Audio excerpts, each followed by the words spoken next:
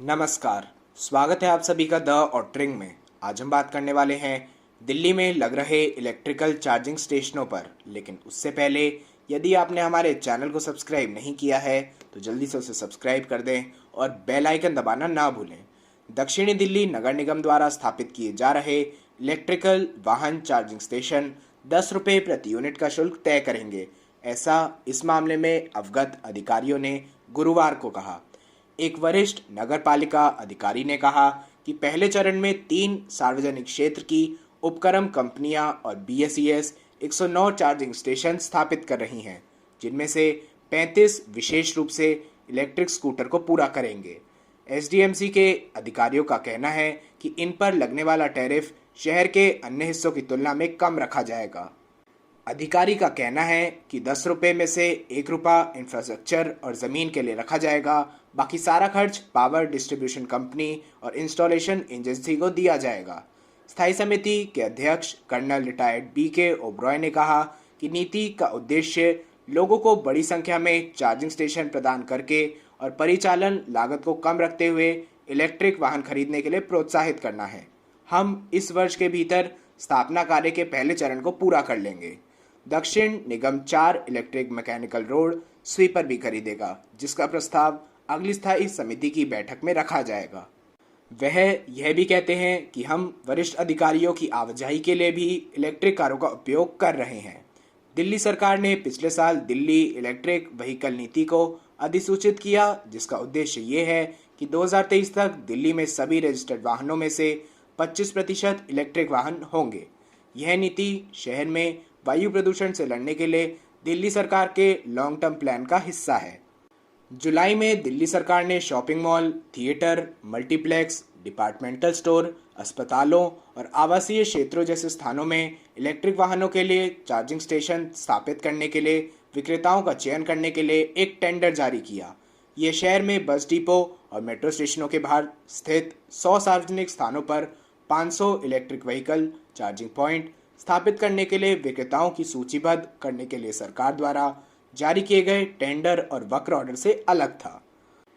Electric scooter के लिए विशेष charging station उपलब्ध कराने पर ध्यान केंद्रित करने के बारे में दक्षिण दिल्ली नगर निगम के एक वरिष्ठ अधिकारी ने बताया कि इलेक्ट्रिक 2 व्हीलर 15 मिनट में पूरी तरह चार्ज होने में 5 यूनिट बिजली लेता है। 35 इलेक्ट्रिक बाइक चार्जिंग स्टेशन विकसित किए जा रहे हैं। 5 यूनिट चार्जिंग से यह 2 पहिया वाहन 70 से 80 किलोमीटर की दूरी तय करते हैं। अगले 1 साल के भीतर दक्षिण दिल्ली नगर निगम ने 2 चरणों में 200 चार्जिंग स्टेशन विकसित करने की योजना बनाई है और नॉर्थ सिविक बॉडी ने 50 चार्जिंग स्टेशनों को मंजूरी दी है।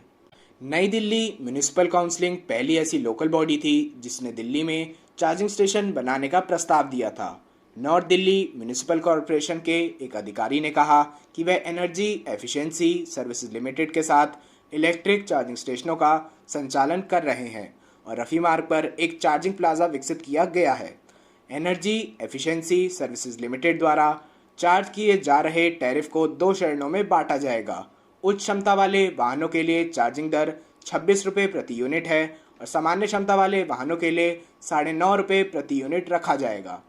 दिल्ली सरकार के think tank dialogue and development commission द्वारा आयोजित टीवी फोरम में अगस्त में दिल्ली के परिवहन मंत्री कैलाश गहलोत ने कहा कि अगस्त 2020 से जुलाई 2021 के दौरान राज्य में इलेक्ट्रिक 2 पहिया वाहनों की संख्या 1013 इकाइयों से बढ़कर 2243 हो गई है और इलेक्ट्रिक 4 व्हीलर की संख्या 20% की वृद्धि हुई है, जो 813 से बढ़कर 1002 तक पहुंच गई है।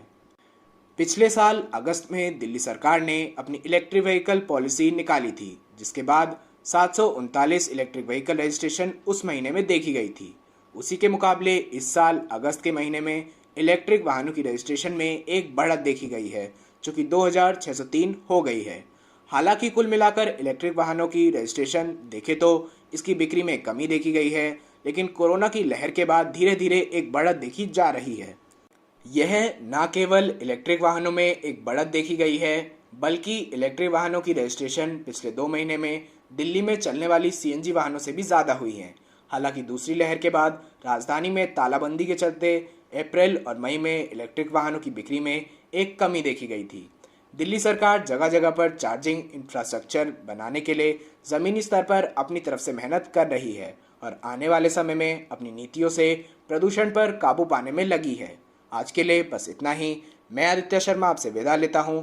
अगर आपको हमारी ये खबर पसंद आई तो वीडियो को लाइक करें और चैनल को सब्सक्राइब करना ना भूलें। फिर मिलेंगे एक नई खबर के साथ। धन्यवाद।